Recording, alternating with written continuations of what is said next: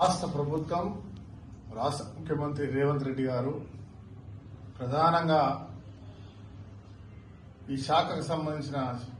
మంత్రివర్యులు గౌరవ ఉప ముఖ్యమంత్రి బట్టి విక్రమార్క గారు, శ్రీధర్ బాబు గారు మనందరి పెద్దల నాయకులు.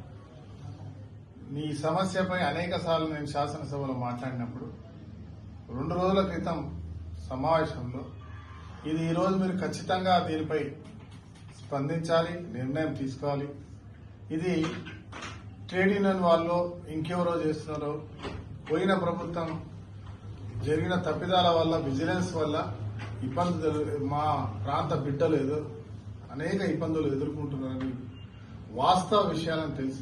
తెలిసిన వెంటనే విజిలెన్స్ కేసులున్నా ఏ కేసులున్నా ఈ సమస్యను మనం మాట ఇచ్చినాం, పరిష్కారం చేస్తామని చెప్పి వెంబటే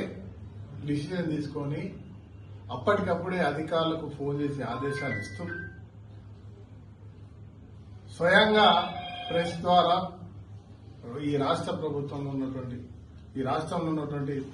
సింగరేణి కార్మిక కుటుంబాలకి ఎవరైతే దీంట్లో బాధితులుగా మా భవిష్యత్ అంధకారమా అని బాధపడుతున్నట్టు ఇలాంటి యువకులకి ఇవాళ మేము ఉన్నామని ఖచ్చితంగా చేస్తామని చెప్పి బట్టి విక్రమార్క గారు ఈరోజు బహిరంగంగా స్టేట్మెంట్ ఇవ్వడం, నిజంగా నేను కూడా కార్మిక క్షేత్రం నుంచి ఒక కార్మికుని బిడ్డగా, వీరందరి ప్రతినిధిగా కొత్తగూడెం నుంచి బెల్లంపల్లి వరకు ఉన్న మా కార్మిక కుటుంబాల పక్షాన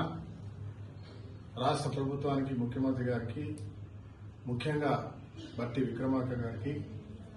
శ్రీధర్ బాబు గారికి, సహకరించినటువంటి మొత్తం యావత్ కేబినెట్ మిత్రులకి ప్రత్యేకంగా ధన్యవాదాలు తెలియజేస్తూ,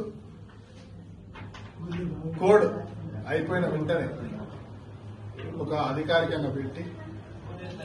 218 మంది డిపెండెంట్ ఉద్యోగాలైన వాళ్ళకి ముఖ్యమంత్రి గారి ద్వారా ఉద్యోగ పత్రాలు ఇప్పించే కార్యక్రమంతో పాటు మారు పేర్లను వెంబటే చేయబోతా ఉన్నామని కూడా తెలియజేస్తారు.